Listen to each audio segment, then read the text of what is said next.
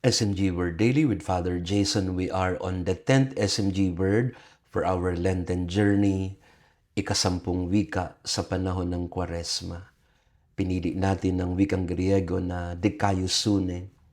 Ibig sabihin ay righteousness, ang pagsunod sa kalooban ng Diyos, ang pagiging matuwid.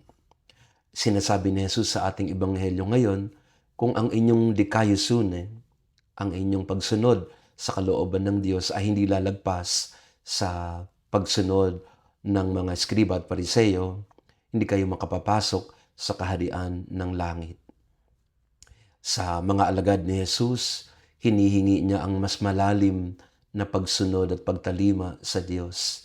Hindi lang palabas o panlabas, hindi lang literal na pagsunod sa mga batas, kung hindi ang mas malalim, ang mas totoo na pagsunod sa Kanya, pakikinig sa Kanyang salita.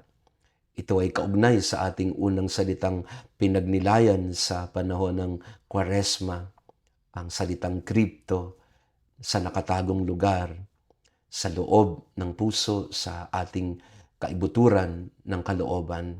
Narito ang tunay na pagsunod sa Panginoon. At ngayong Kwaresma, napakadali ng panlabas lamang na mga ritual at debosyon at mga tradisyon. Mahalaga lahat ito kasi nakakatulong ito para mas maging malalim o mas matatag ang ating pananampalataya. Pero ang tunay na paglalim, ang tunay na pagsunod sa kalooban ng Diyos ay sa pagdedesisyon ng puso na tayo ay pumili sa kalooban natin na talikuran ng kasalanan at sumunod sa Panginoon.